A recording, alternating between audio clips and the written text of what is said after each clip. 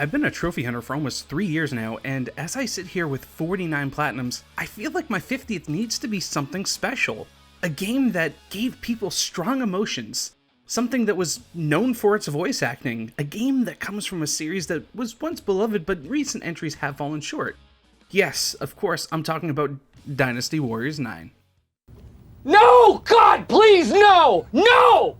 No! No! Hey, in my defense, I never specified the game was known for good voice acting or that it was positive emotions. This is Commander Shepard speaking. Did you know Mass Effect Legendary Edition just came out? I really think you should make the first Mass Effect your 50th platinum. Hey Shepard, I'm a huge fan, but I think I'm gonna stick to Dynasty Warriors 9. Give the people what they want. How about we do a dance-off, and if I win, you'll platinum Mass Effect? Sure, you know what, you're on.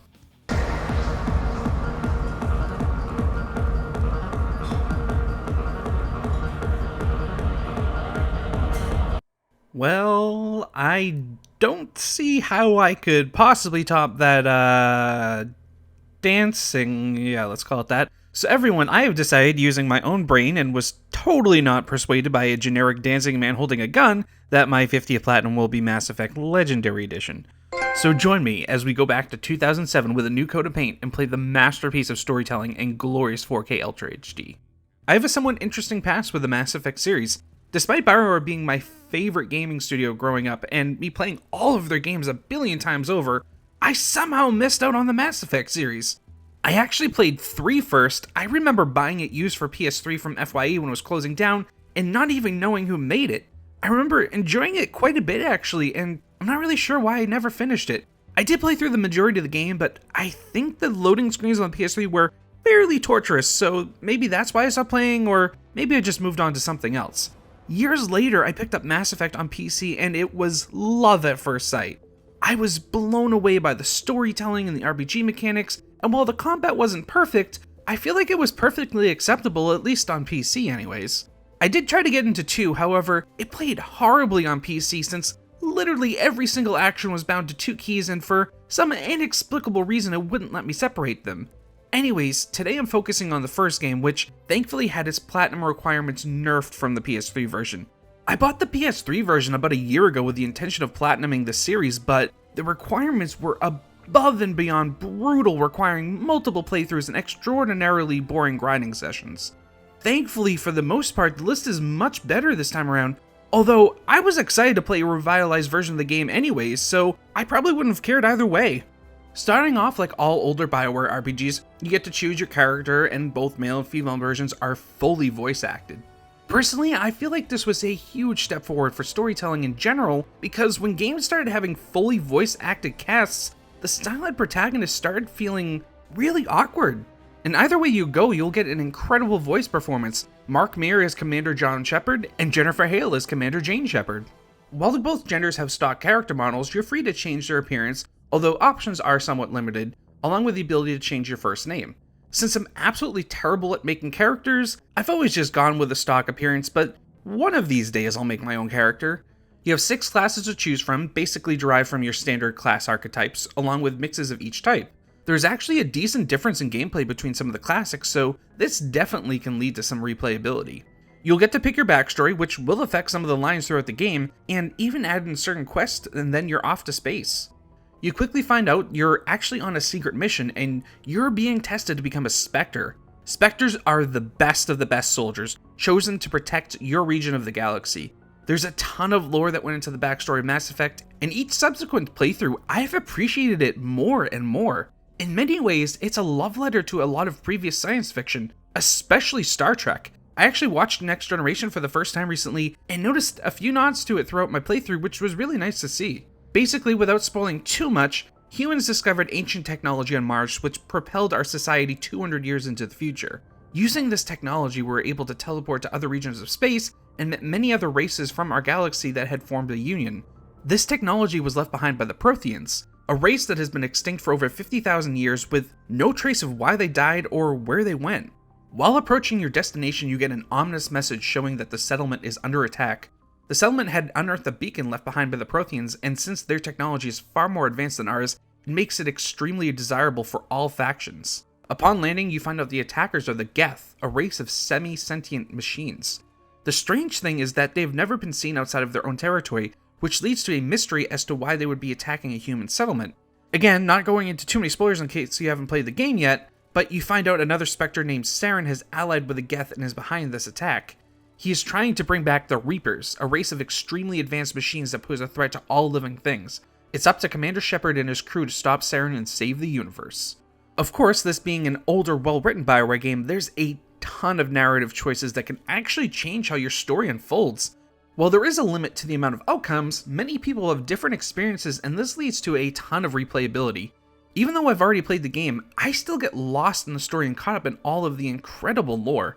Characters are well written and feel alive. They have interesting and unique backstories coming from all walks of life. You even get to pilot your own ship named the Normandy, which is basically a love letter to the Enterprise from Star Trek. It's equipped with the latest technology and is the flagship and pride of the Human Alliance. It even has a Seth Green. Much like in Star Trek, a captain is only as good as their crew, and Mass Effect is no different. You can recruit 5 squad members who you can choose up to 2 to accompany you on missions. Each squad mate has their own abilities and personality.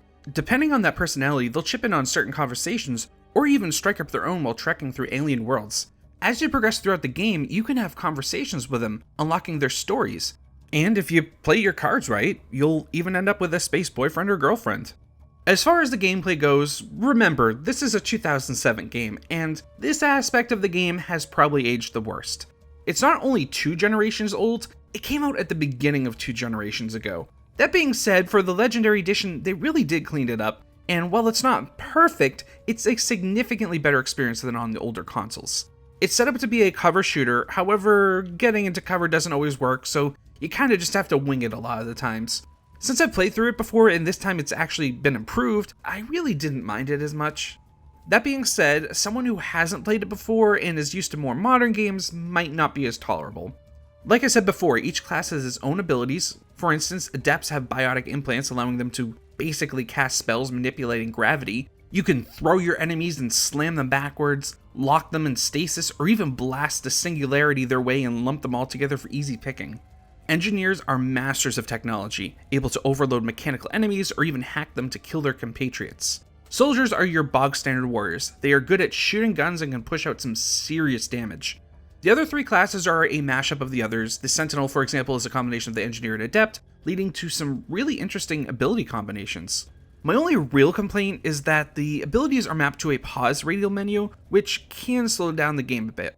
Mass Effect comes from a time where BioWare was transitioning from their pause and survey the battlefield mechanics seen in Baldur's Gate and Dragon Age to a more active combat, so some growing pains were to be expected. While I think the areas and levels are well made, sometimes enemy placement is awkward and the AI seems to have some issues, so fights never ended up how I imagined they would. But again, it's a 2007 game. It's to be expected due to the limitations of the hardware at the time. While it might seem outdated now, for the time it was originally released, it actually seemed pretty ambitious. I mean, you get to fly around in your spaceship, exploring the galaxy and new worlds. You respond to distress beacons and uncover mysteries along the way. You meet new exotic and interestingly crafted aliens and do your best to stop Armageddon. And the writing is absolutely top notch. I still notice new subtleties to it each time I play through and gain new appreciation for it. As far as the platinum goes, like I said earlier, it was nerfed significantly from the PS3 version. I actually could have done it all in one playthrough, however I didn't realize a few things, so I did have to clean it up in a second playthrough, but I love the game so much I really didn't mind. Also, there's a separate trophy list for the entire Legendary Edition itself. This has things like beat all games on Insanity difficulty, romance someone in all games, stuff like that. So you can beat the game on normal and still get the platinum, which is what I did. However, now that I'm replaying it on Insanity, I wish I had done that from the start since it's not nearly as difficult as I thought it would be. Outside of the main story trophies, there are do 5 missions with each crewmate, use each ability 25 times, and the completionist trophy, which requires you to finish the majority of the game, which works out to roughly 45 to 50 side quests, which is almost every side quest. I actually did not do a lot of the side content in my last playthrough, so it was fresh to me, thankfully. Which ended up being a good thing because while I thought the writing for the side content was well done, the actual gameplay felt somewhat repetitive. Basically, outside of the main missions, there's a ton of planets that you can drop down on for side missions. The problem is, instead of having space sports like in the story missions, you literally just drop down in the Mako. What is the Mako, you ask? It's an abomination spawned from the deepest depths of hell, and I probably now need an exorcism from using it. Well, they have improved it a bit. Improving something from negative infinity to negative infinity plus 1 isn't really that much an improvement. So much time was spent stumbling across alien worlds in this contraption, getting stuck in ditches, and half the time it'd drive in the opposite direction I wanted it to. Basically, no world is flat. It's nothing but just steep 90-degree inclines, so driving anywhere is a nightmare. And once you get to the building for a quest, there's really only about 3 layouts, so it gets old fast. Yeah, some boxes and stuff will be moved around, but the layout will be basically the same each time. Unless you're platinuming the game, I'm torn on if doing all the side content is worth it. The shame is that I think they really help flesh out the world, and they made me gain an even deeper appreciation for the lore and the galaxy that BioWare had built. But doing the same repetitive land and Mako, drive with broken driving physics to place, then shoot bad guys in stock generic bad guy place got old fast. Although I really shouldn't complain that much, it really didn't take that long to do them all, and like I said, the writing was very well done for the side content. Outside of that, I totally messed up with the used each ability 25 times, each ability having its own separate trophy. I assumed that I had to use my main character to make the trophies pop, and had no idea when my squad mates used the abilities, it would count towards the trophy. Like I said, I didn't mind going through a second playthrough. I was planning on doing one anyways for insanity difficulty, but now that I know how manageable that is, I do wish I had finished everything in a single playthrough. The only thing that's really missable is romancing a team member, but that's for the separate legendary list and does not count towards the platinum. And if you're wondering, Team Liara all the way. Don't judge me. Outside of that, it's actually a pretty short list, as many of the overly obnoxious trophies from the PS3 version were removed. This was a great call on BioWare's part. Just let people replay the game they love from back in the day and enjoy everything it has to offer, instead of forcing trophy hunters to do tedious repetitive tasks. As far as complaints with the game go, honestly, I really don't have many, or really any. Yeah, some aspects like the combat hasn't aged perfectly, and the AI can get a little glitchy at times, but those aren't deal breakers for me personally. I did get some very minor graphical glitches, although nothing nearly as bad as I've seen other people have online. I played on PS5 using the quality mode, and it ran at an almost flawless 60 FPS. There were only 2 times I can remember it noticeably dropping below that. Graphically, they touch it up quite a bit, and it looks great in some areas. Human faces definitely have some issues, especially with the eyes and lip movements, but I don't see what else they could have done without completely remaking the game. Aliens, on the other hand, look far better and do not suffer from those issues nearly as badly. The audio was the only one real issue. Some of the levels for certain things were all over the place, especially gunfire. Seriously, it was so loud I had to turn my TV down really low, but then I couldn't hear some of the characters when they spoke, so I turned it up, only to get my eardrums blown out by a gunshot. I do hope they fix this soon, as it's the only real major issue the game has, and depending on your speakers, it could affect you differently. And from what I've seen from Mass Effect 2, it's not a problem there at all.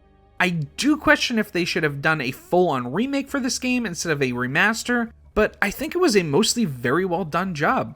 Certainly far better than a lot of extremely low-effort remasters we've seen lately.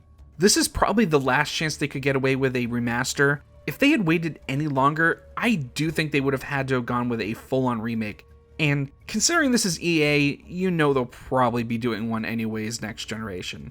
With all of that out of the way, I'm going to award Mass Effect 1 Legendary Edition a Platinum Trophy. It's a masterclass in world building and storytelling. The scope and scale of the universe BioWare created is something truly remarkable, and sadly something I'm not sure we'll ever see again in gaming the way things are going right now. This is the best way for people to experience a trilogy and ended up being the perfect 50th Platinum to add to my collection. I will be platinuming Mass Effect 2 and 3 as well, so make sure you're subscribed and hit the bell icon to notify you as soon as those videos come out. If you did enjoy the video, be sure to hit the like button, and I'll see you all in the next one.